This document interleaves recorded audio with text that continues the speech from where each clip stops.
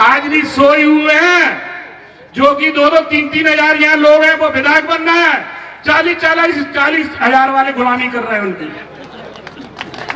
समाज भंडारण के पीछे भाग भाग के नहीं, समाज में शिक्षा में पीछे हो गई, राजनीति में पीछे हो गई और आर्थिक स्थिति में भी पीछे हो गई। ये हमारे समाजों की स्थिति है। इसलिए हमारी समाज कभी राज नहीं कर सकती, शासन नहीं कर सकती अगर हम भंडारों के पीछे भागेंगे तो। लेकिन हम आज भी सोए हुए हैं, जो कि 2-2, 3-3 हजार यहाँ लोग हैं, वो विधायक बन रहे हैं, 40 हजार वाले गुलामी कर रहे हैं उनकी। क्या यही तरीका है?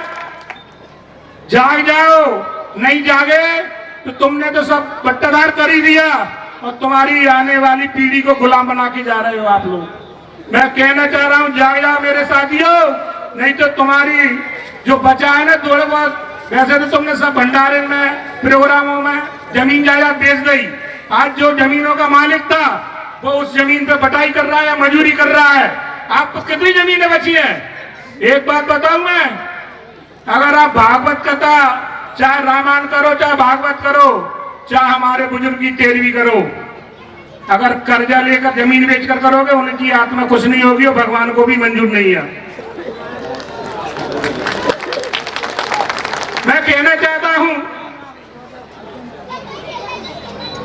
हमारे माता पिता हमें कष्ट देकर पालते हैं और उम्मीद करते हैं कि हमारा बेटा हमारे बुढ़ापे का सहारा बने। जिंदे में कोई उन्हें ना पानी की पूछता, ना खाने की पूछता, ना उनकी सेवा करता। जब वो हमें छोड़ के चले जाते हैं तो 5-5, 10-10 हजार आदमी की तेरहवीं करते हैं दुनिया को दिखाने के लिए कि देखो हमने हमारे पिताजी के लिए, माताजी के लिए, दादाजी के लिए क्या कर रहे हैं। अरे भैया, चारों धाम की यात्रा से बड़ा है माता पिता की सेवा करना। माता पिता की सेवा ही करना सबसे बड़ा धर्म है। इसलिए मैं कहना चाह रहा हूं, समाज में सभी कुरीतियां, सभी करो, चाहे नशे की, कोई भी, जुआ की, सट्टा की, और ये सब कुरीतियां खत्म करो और आर्थिक स्थिति से मजबूत हो।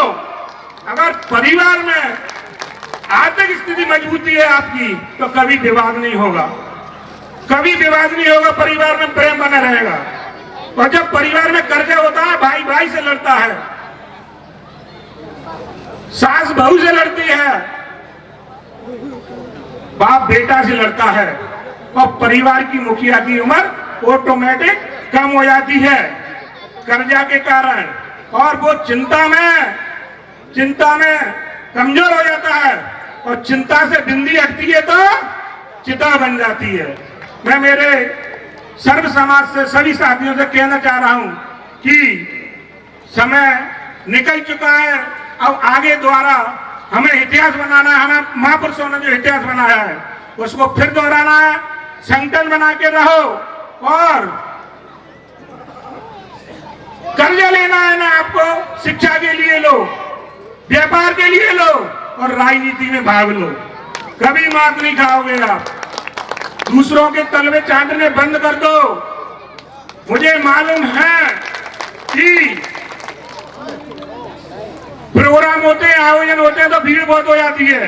जब वोट पड़ता है ना तो वो तलवे वाले के साथ चला जाता है, तलवे चाटने के वाले के साथ चले जाए। हम लोगों में से ही विभीषण बन के हमारी हत्या की है अभी तक राजनीति में हमारे लोगों ने। दूसरों को देश देने की जरूरत नहीं है, हम स्वयं जिम्मेदार हैं।